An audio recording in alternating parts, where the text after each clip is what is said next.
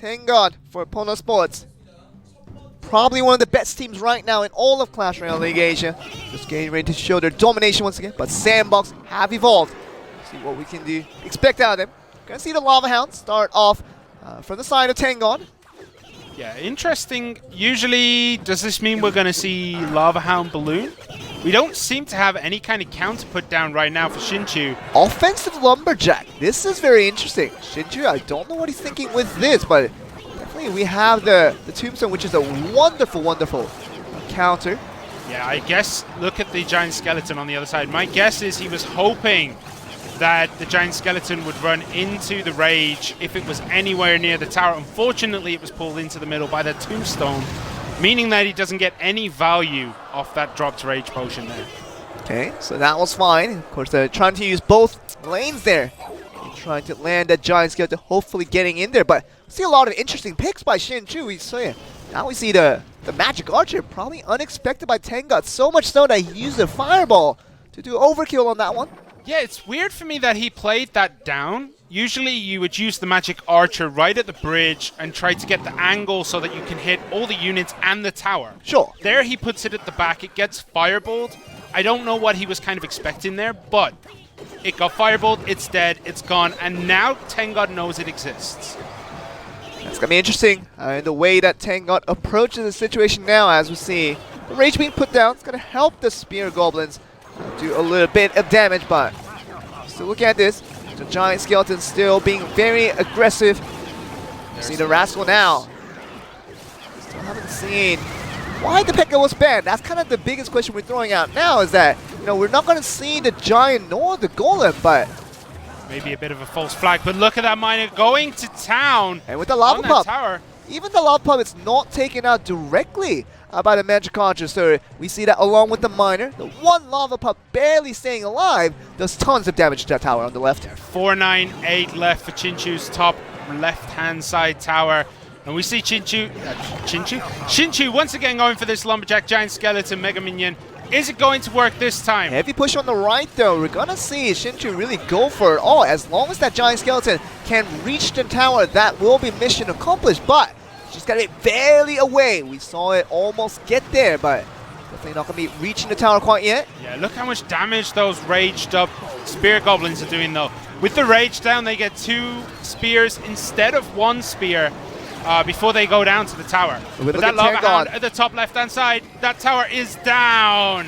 Definitely giving that up, and Sinchu knew he had to give up a tower and go for his own on the right side, but he could not get there in time. Of course, one explosion from the Giant Skeleton. Game 1, Simon, we're talking about tengod summoning that Lava Hound on the left. Everything was Alice put on the right, because he literally didn't have a true answer for the Lava Hound, and it was overly aggression, and definitely tengod had the counterintuitive to understand how to defend out every single time.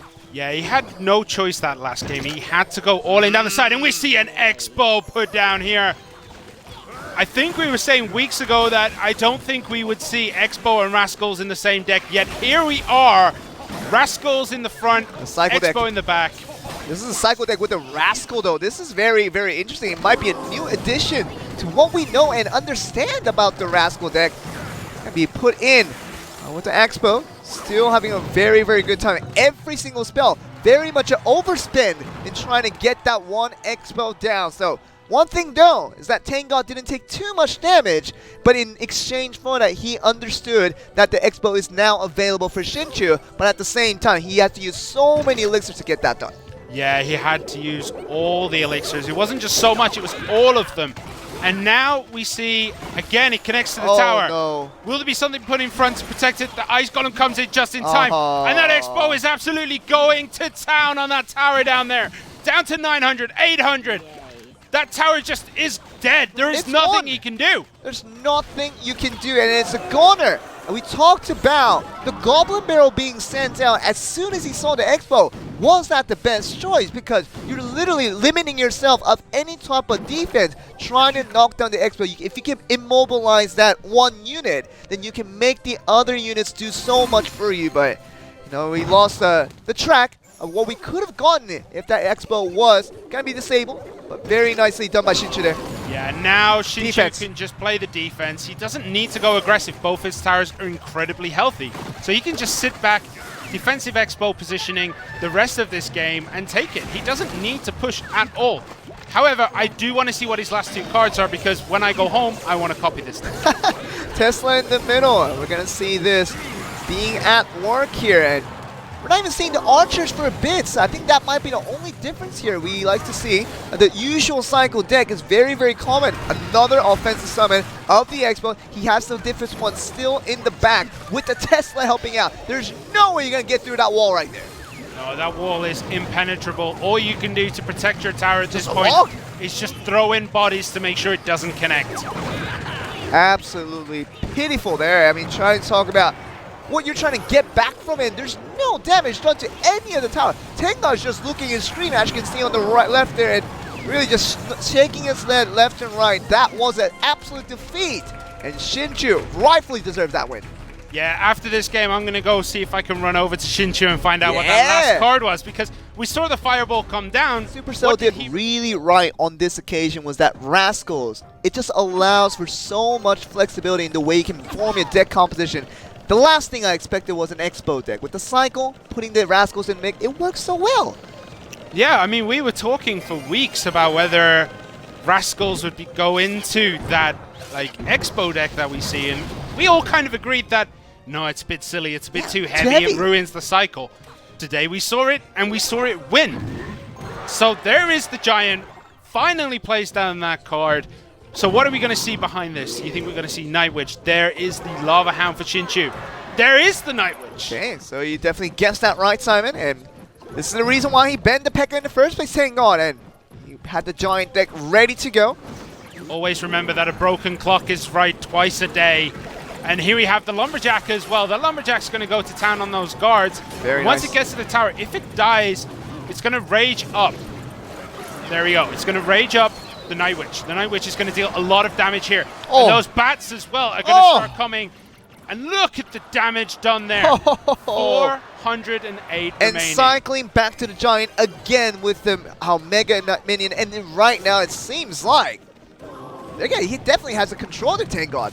Yeah, and the thing is now the pressure is on Sinchu. He's not going to be able to really save up and keep a tower alive and use that Lava Hound. He had to sacrifice it if he wants to use this Lava Hound aggressively. Offensive Lumberjack here, and only the Inferno Dragon to take care of it. It's still going to take a lot of damage, down to 1934 just on that one summon right there. Yeah, the problem is for Sinchu that his deck is very, very heavy, and for that, he has to spend all his elixir trying to defend. Defend, defend, defend.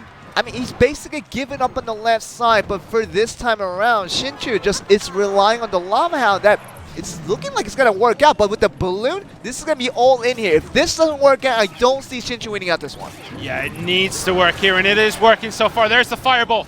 This balloon is at almost full health. The Lava Hound pops. That balloon is going to take down that tower, no problems at all. Yeah, but at the same time, we're looking at the second tower for Sinchu, and can he predict this? Because the Giant is coming in. We're still going to see the Lumberjack go down, putting him in the rage, and still the Mega Minion doing a very good job of chipping it down to 864. Now, what can Sinchu do? Can he pull another Lava Hound push? But I think the Giant is going to come first from Tengod. Yeah, I don't think he's going to be able to afford it for at least a while. He has to make sure his defense is on point. And right now it is, but how long can he sustain this? Will he be able to push forward? I'm just not sure he can. Okay, we're going to see a couple of pokes coming from the Night Witch. Very good job of Sinchu to at least survive his tower for the time being. And we're going to look at this. Flying Machine is there to annoy. And there's the balloon. Okay, just needs a lot of drops. You're not going to do with a couple or two drops. It's going to connect again. Okay, it's going to connect, but how many drops is he going to get? It gets one. It's going to get two, no problem. Okay. Is he going to get the third? Three. Okay. Perfect zap. And look how much damage is being done at the top for Tengod here. Okay, we're going to look at 604. This is overtime, so 604 to 575. Surprisingly, Sinchu is a little bit on the lead, but who's going to get the first one right here? We don't need to see a drop here. That will be the end of Tengod. But we're going to just try to see if it's stopped for the time being. Is it going to be in range? It's going to go to 102. So another one of those, and it's going to get down. And does he not have any defense? He doesn't. It's over. Oh, he didn't get the Inferno Dragon in time. And oh my goodness, SANDBOX picking up the win out of nowhere. And that's going to be Sinchu picking up the 1v1. We get the game started. bouya+raiki Jones with mikan playing as the playing coach. Of course, he does the coaching staff along with being a player himself, and that provides a lot of support to Edo+Khani. We're going to see the first Goblin Barrel of the game. Yeah, it looks like both teams here are playing exactly the same deck. Barrels flying absolutely everywhere. Fireballs, logs, everything like that is being thrown here. It's going to be almost exact same deck. This deck has been so successful in all of the 2v2 so far, and the Dark Goblin, such a great defensive tool if your opponents can't get to it. What's interesting to me is we do see that Inferno Tower for SANDBOX in their hands. I wonder what that is for. Since they banned out the Golem, I'm assuming they probably thought that Giant would be a good substitute. But this deck, this Rascal, Goblin, Bait, whatever you want to call it, just shows its power over and over again. So good. Talking about that defense on point there. Literally, both players have not really lost a significant amount of tower HP, and just goes to show you that this card works. This works so well, especially in a heavy push, but now these two players have a very, very similar decks of cards, and let's see how that works into play, because just got to out-counter one another to make this stun, and Fireball, anything you can do to make sure you have what it takes to knock off the defense here. Yeah, you want to make sure that you are perfectly defended here. The poison in that top, taking care of all the defense, and almost those Dark Goblins connected to that tower. That's lots of spells, and probably has something else now planned up, and saw that very much a distance Goblin Barrel, almost a trick there. Not going to fall for that, for the side of mikan Jones. Yeah, mikan kind of started to give it a bit of a celebration on that, and then Raiki Jones was like, dude, not now, we're not ready yet. Game's not over quite yet, they still need to focus it. Wizard right there. It's about the Goblin Barrels. Oh, and they get the trick, and they get the fake here. This is going to be very, very crucial. Oh, but they do activate that King Tower. I think that's going to be the second thing they mind, because they really emphasize on the fact that they got the damage on. We're still getting the poison down, trying to get any type of counter defense. It's going to be on the play here. Oh, but another fake. Going to be working very, very well. But Rascal is going to be there to take care of it. Looking very, very good. And then the second log comes in. Deals okay with it. 1784 on that bottom left-hand tower, 927 on the top, and there's the double Inferno Dragon. How do you stop that with this deck?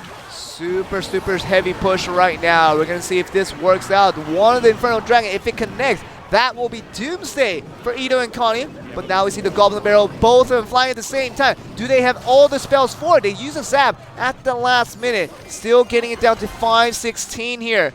Very, very important in how to get that done, but look at this, Electro Wizard still there to just counter Inferno Dragon.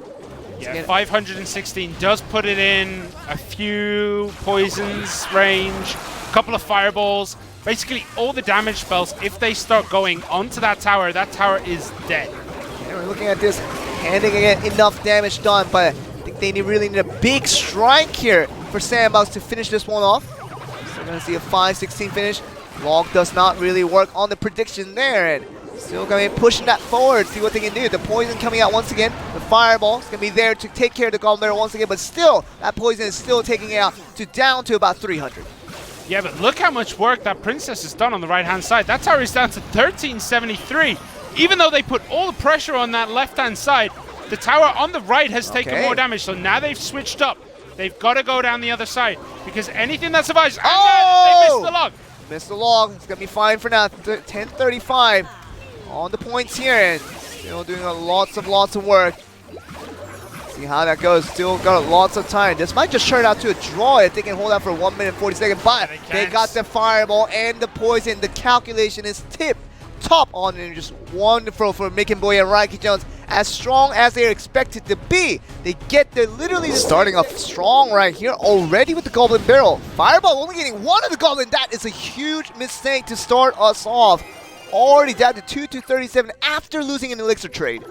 Yeah, Edo looked like, oh, I cannot believe I did that. But Expo, hello. Defensive Expo, now to just target out the Tombstone.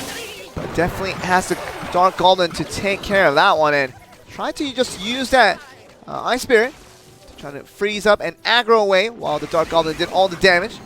Yeah, it seems like SANDBOX have come to this Expo deck as more of the answer to what we've seen before, the Rascals deck. Is it going to work? I'm unsure. There's the aggressive one. Okay. There is a rocket. See the rocket being planted onto the Expo, which is going to get a direct counter, leaving it with very, very little HP to work with. Yeah, unfortunately, Expos do not stand up to rockets. It's just not possible. The log comes in. This time does hit the goblins that come out of that barrel. But there's barrel number 2. Okay, what are they going to use? To fireball it and actually hit it this time. And suddenly there's bats and guards coming forward. But the Dark Goblin is so fast in its attack speed and taking care of multiple units as long as it remains safe. And Electro Wizard is not going to let that pass by here.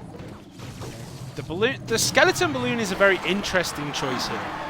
I guess it's because if your opponent has Rascals and it drops down, the balloon will take care of the Rascals because of the damage that drops. I think kills the Rascal girls, and then the skeletons clean up the boy. I'm pretty sure that's the way it works. Really good value. Almost got the Inferno Dragon, but it just moved a skin away. But do they don't have another rocket here? This is going to be the important question. The guard's going to be there to defend out just a little bit, to tank it out while they find alternate solutions to the Expo. But now do they have anything here? The Rascal boy is going to be the next one in line to tank up that Expo right here. Yeah, the Dark Goblin did connect onto the Expo as well, takes it down, and now how are SANDBOX going to defend? That tower is going down to 1,018, and PONOS Sports towers are barely untouched. What are they going to do? So the Expo defense came very good from mikan and Raiki Jones. Only took a couple hits from that. Once again on the left side. It's going to have the Goblin Barrel ready to go. They don't have a rocket quite yet, so you have to find multiple altering ways to defend out and tank out. As you see it go down the same side as well. Goblin Barrel still the main source of attack, as we see from PONOS Sports, still working out very nicely here. Nice log there from SANDBOX, getting those 3 goblins before he had any chance, but rockets onto the towers will finish this. You see this right here, going into sudden death. Any type of log will be in effect here, and still down at 619 on the right turn. Going to see an attack, sneak attack on the left side with the full 7 with the Expo and the Tesla combo. Yeah, there's the poison, and we can see that Raiki Jones is saving up for that rocket that goes out instantly. Hey, and that's the last one needed right there, and PONOS Sport going to get a 2-0 win over their opponents in SANDBOX, and still looking very good. That's what you need, the fusion into the one. You gotta I just can't wait for the Simon. We can't wait to see what type of masterful piece that mikan is going to bring out in this 1v1 again. Only lost 1 game out of the 9 games that he's played. And that was against Expo Master, who we all consider the strongest player in Korea. Probably uncontested, I would say. I think Beaver has started to show his true self. But, oh, and the tornado activates the King Tower there. That is bad news for mikan in this game number 1. Very good thing about Sinchu that, you know, if you ban out the miner, most likely that mikan was going to end up using obviously the Goblin Barrel and had the tornado ready. Of course, without it being banned, helps a lot out. Of course, mikan has a very good defense against that Graveyard Poison deck, literally doing no damage and trying to clear out the waves from the Dark Prince there. Yeah, got decent-ish hits. 2251 took about 300 damage off it. But for 9 elixirs. But for 9 elixir, it's not worth it. Definitely not. But it did take out the poison, and the graveyard did take out the princess. That's 3, and at least broke the shield of the Dark Prince. Still look at this though. Tombstone once again for Sinchu. Let's see the Ice Wizard take a few hits towards the tower, but we know that's not the most threatening unit out there. Again, just going for it. The log ready to go. It definitely seems like Sinchu was ready to face up against that Goblin Barrel there. Yeah, I think Sinchu kind of knew what was coming. The first time we saw the Goblin Barrel, it was tornadoed into the King Tower. The second time, the log. So how is he going to be able to defend this Ice Golem, Dark Prince, and Princess push? The Tombstone does a very good job, to be honest, of defending this, because he just distracts the Dark Prince long enough that he doesn't actually go for the tower. Tornado there, Fireball on the Ice Wizard. Okay. Oh, very close. Almost got the charge there, and the log once again very nice off of a sneak play by mikan. Could have went very wrong, but that Dark Prince not connecting was very nice of a defensive effort from Sinchu there. Yeah, Sinchu's defense right now is looking very, very good, but is taking a lot of damage from that princess on that top right-hand side. And a very nice ice golem there just to make sure the princess receives no damage from that. Yeah, and Sinchu's already used his log. Has to tornado here. Doesn't get any damage off. Perfect timing, but now we see the Goblin Gang coming through. Ice Golem needs to be summoned to distract them so they don't do any damage to the tower in the graveyard. Summoned to the bottom left. Is going to be able to do any work here. Okay, we see the Dark Prince. That was very much the direct counter for the graveyard coming in. Definitely not even going to use a poison there from the side of Sinchu. So we're going to see a 1074 on the side of Sinchu on his count. What are we going to see from the other end of things? The Dark Prince should connect. Oh, perfect Ice Golem timing there, making sure that it doesn't. But look at the Inferno Dragon. Okay. How much health do both of these Inferno Dragons have? So much here. Oh no, I thought it was going to connect. Perfect Ice Wizard there. But distracting them. Okay, still right there. It's going to be limiting into a very nice plays here. And you see the Dark Prince being summoned on the right side. That's going to be a go time for the graveyard on the left side for Sinchu. This is going to be a big one right here. The tornado finally being revealed on the side of Mikan Bouya, but still going to take immense amounts of damage at 1045 here. Yeah, suddenly this game has equaled up in next to no time. 954 on the top tower. 1045 left for Mikan Bouya. This is nuts. Who is going to take this game? I really cannot tell at this point. I mean, it definitely looked towards the side of Mikan Bouya for a second, but as soon as we saw that Dark Prince on the offense for Mikan Bouya, we saw that was a go time for Sinchu to stand out the graveyard, feel very good about his chances. Yeah, and I think that's what Sinchu's waiting for again here. The Ice Golem does explode. Oh, I thought the Goblins were just about going to get a hit there. Didn't get any damage off again. Two Goblins are going to walk forward. It is a Knife Goblin. There's the Goblin Gang. How's he going to deal with the Goblin Gang? Ice Wizard in the back again. Okay. There's the Dark Prince. Are we going to see this as the go time for that graveyard? Graveyard poison is an option right there, but are we going to see this happen? Once again, tornado is still going to damage out just a little bit. Gets the poke onto the tower down to 686, but we're going to see this work on here. Still see the graveyard. I don't think the Dark Prince is going to be back in rotation quite yet. The Goblin Gang just used to very nicely maneuver around. And once again, he has nothing for it. Taking the log very, very late there. 488. There's a couple hits once again. The graveyard doing a very good job of poking it, making Bouya's tower down to 774. Yeah, both these players now, their towers are in very, very dangerous positions. We do see a fireball for Mikan Bouya, but we don't see anything that can do that much damage to the tower. So one more hit off these Goblins, and he misses the log! The log is going to be missing out. He has to use the Ice Golem to make sure he's in there with the Inferno Dragon. Is going to be able to finish it off. The fireball just adding to the damage, and Mikan Bouya looked very relieved at a very, very close game. Point. You see the Sinchu finally giving the thumbs up, paying respects over to Mikan Bouya's brilliance of performances. Still going to get in here. Mikan Bouya only needs one more win. That will give him the results here, and probably will take the series away from the side of SANDBOX again. Hog Rider, haven't seen this in a long time. Yeah, we don't see much of the Hog Rider in 1v1. One hit. Does get one hit. That's why we don't see a lot of him. He only ever usually gets one hit. Most of the time he will activate that King Tower as well, because we do see a lot of perfect tornadoes played by these professional players. Tornado's not banned out, so the Hog Rider looking relatively weak here, but the Lava Hound on the left side for Sinchu is going to probably provoke the defense now for Mikan Bouya. Yeah, is this going to be the Lava Hound balloon deck we saw before? There's the Hog Rider again. That's an incredibly quick cycle. Has to summon the Rascals at the back. They will get logged. So do get 3 hits. 3 hits? There was 4, right? I think it was about 3 hits. He got logged back just for one of them. Yeah, I think that's going to be 3 hits in total. The Lava Hound still very, very slowly, thanks to that Ice Wizard. Just trying to move in here, but still having a very, very tough time now.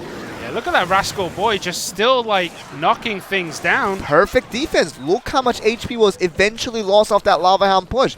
22-19 still on the left tower, while that Hog Rider did some serious damage onto SANDBOX's team. I mean, Mikan Bouya is a professional.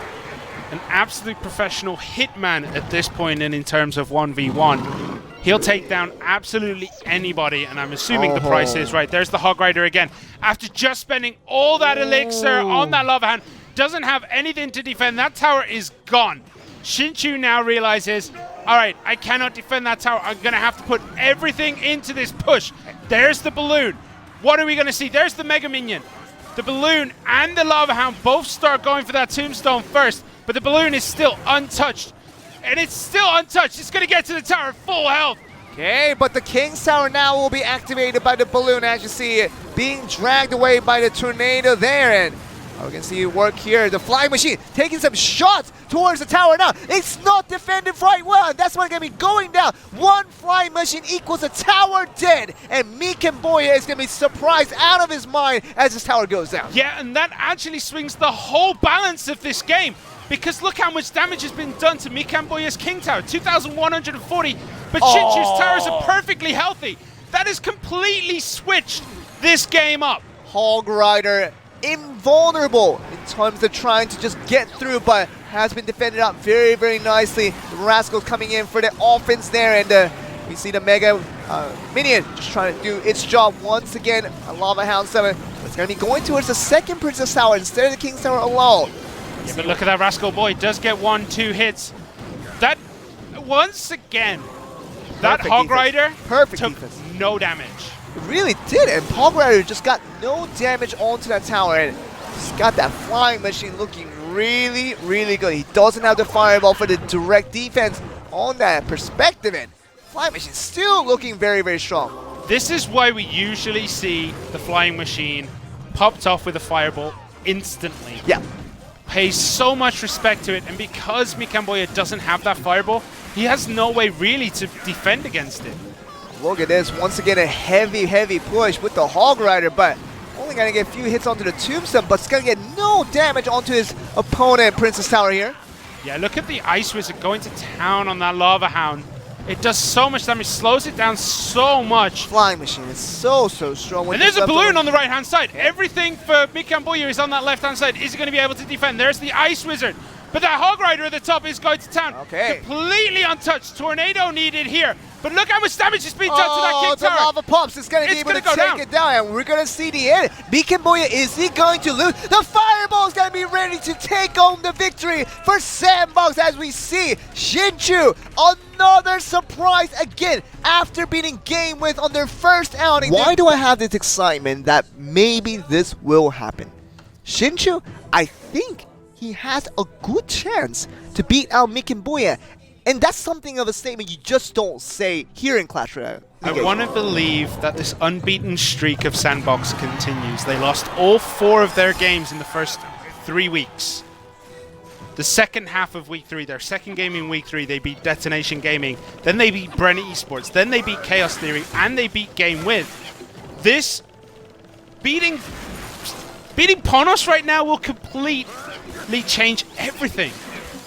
Can they be the strongest team in all of Clash Royale League ages? SANDBOX, can they be that team? Well, we're going to have to see. The Hog Rider does come into the tower, does get 1 hit, and the Lumberjack stays in the game. He takes out the Ice Wizard. He's going to take out this Tombstone right now because he does so much damage so quickly. Golem deck. And it's a Golem. For Sinchu. Does Mikan Bouya have anything to defend this? Remember, the Ice Wizard. There is the Tornado still available, so Golem makes it a lot weaker. And trying to push that all alone here. And there's the Night Witch, my favorite card, Night Witch Golem. What is he going to be able to do? The Mega Minion takes on the other Mega Minion. Oh, he's actually onto the Ice Golem. That Golem is taking a lot of damage. There's the Tornado, pulling everything back into the poison. This is why it's so good. Tornado is so good against any Golem deck. So you're going to have to supplement the Golem with any type of attacking units behind it.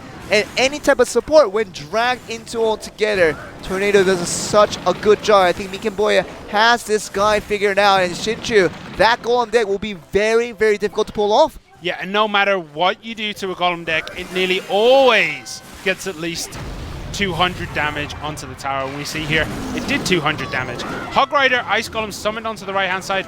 Lumberjack used in defense will take down the Ice Golem very quickly. And 1-2 hits. Oh, 2 hits. Just going to be limited to 2 hits there, and still well on its way. See the Golem. This is an issue with the Golem deck. You have to put so much of your defense onto that left-hand side to stop that Golem coming forward, but you completely expose that right-hand side. Look at that poison though, doing a very good job onto the Ice Wizard, but the second Ice Wizard is still ready to go. The Golem the is... Bandit connects. The charge of the Bandit connects. That tower has gone down to 1,786. The Golems, though, aren't actually going to make it this time. Was pushed out by that Ice Golem, but another Golem has been summoned by Sinchu. Has to summon the Hog Rider from Mikan Bouya in the other side. Uses the Mega Minion to try and clean that up. It does mean he gets 2 hits.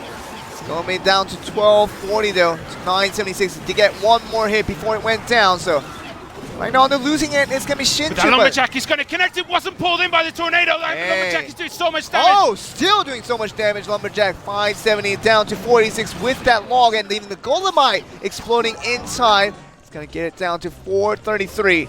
So Sinchu, each of his very crucial units connecting each time.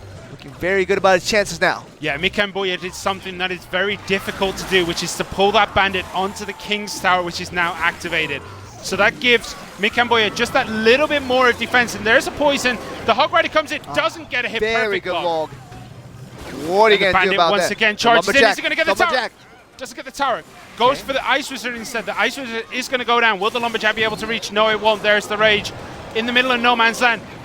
The bandit trying to be used Hog Rider. here. Hog Rider. 4 and 12 gets getting knocked that one more But look hit. at that bottom left-hand tower. That left-hand tower is gone. It's gone. 1 HP. 1 HP. What is he going to do? Is that Lumberjack going to connect? No, it's not. 196 to 1. Who is going to get their log first? There's a tornado. The bandit's going to be pulled in by the tornado. That's going to be Sinchu pulling up the win. And what a play. And something we didn't think was going to happen. Was SANDBOX going to win against PONOS?